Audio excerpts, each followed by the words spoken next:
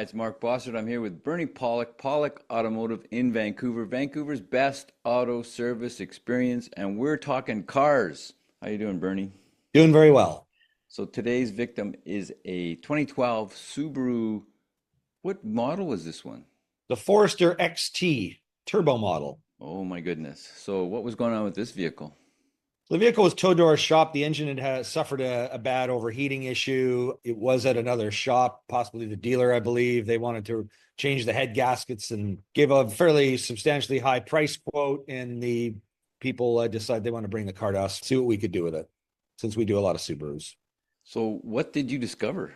So what we found is the radiator had suffered some severe ruptures in a couple of spots. Looked like the radiator literally blew apart in a couple of spots. The engine had definitely overheated. The complaint of the customer, they were driving it and there was no heat inside the cabin. So they kind of drove the car a little harder, and they found if they drove the engine a little harder and revved it higher, the heat would come in. But obviously at that point, the level was probably too low. Things had overheated. I think the radiator had kind of blown up, sprayed coolant everywhere.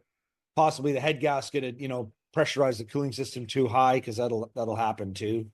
Too much combustion pressure blew the radiator up. And by say blown up, it wasn't like it arrived in chunks, but there was big splits in the tanks, top and bottom. So pretty severe.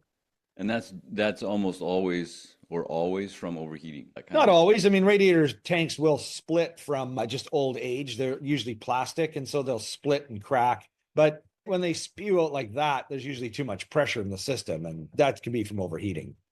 Sure. Let's jump into some pictures and we'll go into the story. So here's our vehicle. With the sporty hood scoop, provide a little bit of cool, fresh air for the turbo and the intercooler. So we've got some pictures here of the engine out. So I'm going to say, uh-oh.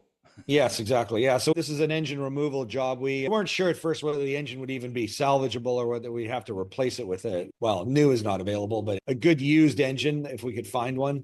So we pulled the engine out and we took it apart, examined the cylinder heads, had the cylinder heads sent off to a machine shop for pressure testing. The good news is the heads were not cracked and the engine did not appear to have been overheated too badly. So the cylinder heads did need to be redone, a valve grind and so on. So we had all that work done.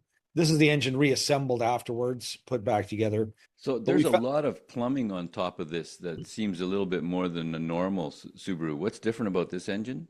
It's a turbo. If you look on the right-hand side, you see sort of a goldish color, rusty goldish color area. That's where the turbo sits. That's where the exhaust pipes attach to the turbo. And the turbo sits in that spot right there. And I think you mentioned it's twin overhead cams as well. It's a twin overhead cam too. If you look at the front view of the engine, you can see the sort of two round dimples in the timing cover. And so that's where the camshaft, the cam gears go. Right. These engines use a timing belt, and they actually used the timing belt version of this engine for quite a lot longer than they did with the single overhead cam. We've done a few podcasts on those. It's a guaranteed cylinder head gasket. It's a guaranteed needed repair on a single overhead cam Subaru, but the double overhead cams usually last quite a long time. We don't do head gaskets on them very often. They're much tougher. I think they put a better gasket in and they don't leak, but if you overheat it, they will. So far we've replaced the radiator, redone the head gaskets, checked to make sure that the engine isn't wrecked, basically from overheating. What else was it? Valve grind? Valve grind, yeah.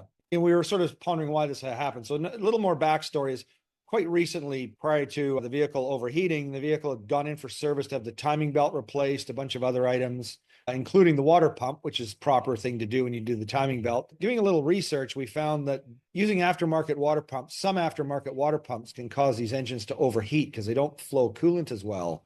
So, of course, one of the first things we did when we took the engine apart is let's have a look at the water pump.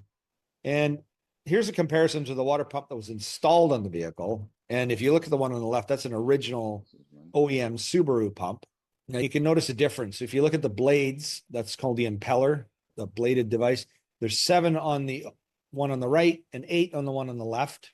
Obviously, a slight bit of difference there.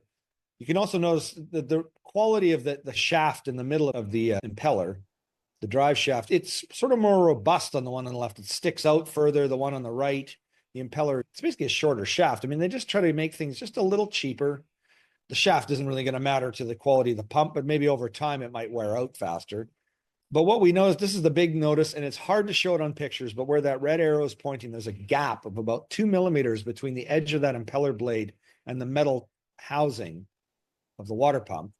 And if you look at the OEM one, again, hard to see in pictures, but this gap is about 0.5 millimeter. So substantial difference in terms of how this pump is going to flow coolant through the engine. And having good flow is essential on this particular engine. Using good quality parts makes a big difference to how a car works. So a turbocharged engine just puts more pressure on the engine. That's its whole purpose. It rams more air in there, so it creates more heat. Is that fair to say? Exactly. And the turbo needs to be cooled as well because you've got exhaust flowing through there. So it's a source of added heat to the cooling system as well. So it's pretty critical. I mean, that 7-blade impeller may not make much of a difference on a regular type of engine, a non-turbo, but on the turbo, you really need everything you can get to properly pump coolant and, keep the engine cool. Plus the engine itself runs hotter because there's horsepower and more energy to cool More down. power, more push on the pedal. Yeah, exactly. All right. So pretty much a pretty expensive change or a mistake. Let's call it a mistake to have put in the wrong part in this case. Yeah. Yeah, exactly. And this is a sort of area where we have to tread carefully in the aftermarket business because if you go to a dealership, I mean, one positive thing is most of the time, not always, they'll put in the OEM parts, which is great because they're meant to work with the car. I mean, sometimes they're not as good as they could be, and there are sometimes better aftermarket parts. But generally, as an independent shop, we always look to get the best quality parts at the best prices and make sure that what we put in is going to be as good as the original. And there are aftermarket pumps that are available that are as good as the original. You just have to know which brand you're buying and be picky. It seems like a minor mistake, but it turned out to be extremely expensive for the owner. Yeah, expensive, stressful. Downtime, et cetera, et cetera. Downtime, yeah. Yeah.